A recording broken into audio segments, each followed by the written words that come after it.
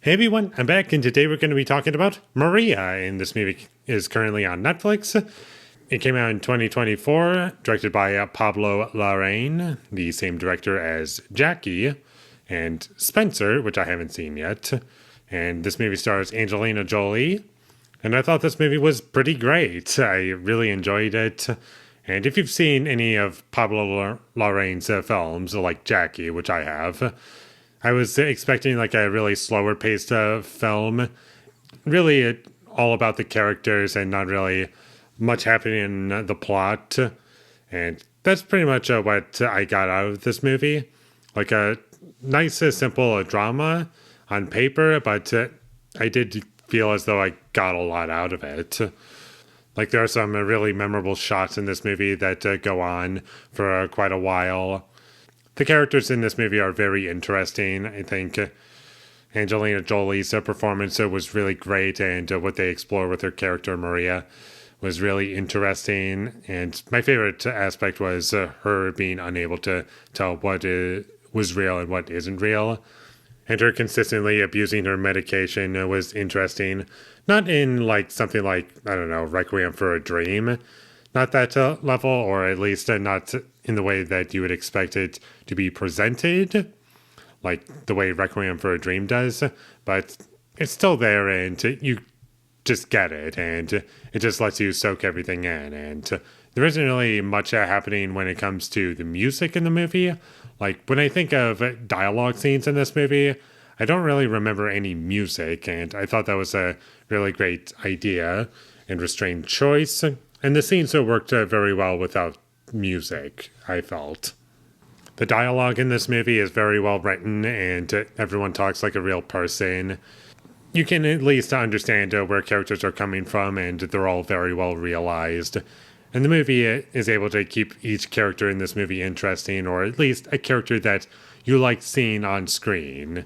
And even if you find a side character that you don't like, it's intentionally written that way, and it just works because of how natural everything feels. And despite this movie having, I guess, a slower pace to it, I never once felt the runtime. Like, I never felt as though I wanted to stop to have a bathroom break at any point, or I just needed to do something else. Like, have my mind just wander off. Like, I was fully engaged with what this movie was selling me, and I just wanted to just keep watching it to see what would happen at the end. It's like reading a book that you're really into and just wanting to keep reading until you get to the end. And even when you get to the end, you're probably just wanting to read more of that thing that you love. And this is a tiny thing that I picked up from the movie, and I'm not really sure if this was intentional or it's really that big of a theme in this movie, or maybe I'm just misinterpreting it. But this movie did kind of seem somewhat critical about celebrities in terms of like how they live their lives socially or privately, or just like people with a lot of money. I did feel that it's not something that's constant throughout the entire film, I thought. Maybe that will change if I were to rewatch this movie, but from just this one viewing, I found it to be like, oh, that's kind of interesting what it's trying to say. I don't really consider this a spoiler, but this is a sad movie. Like, this movie is not afraid to, like, tug at your heartstrings and make you cry at certain points. And in ways, this movie is what I wanted Maestro to be. Just giving me everything that I would have wanted from a story like that. And my only real criticisms with this movie is that some words just felt as though they were mispronounced. Like one character was supposed to say writing, but what I heard was watching. Like, it just didn't really match up. I don't know, maybe I need to watch that scene again.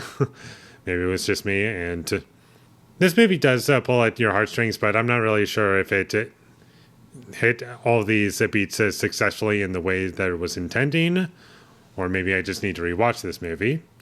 We'll see what happens on a second watch, is what I'll say for now.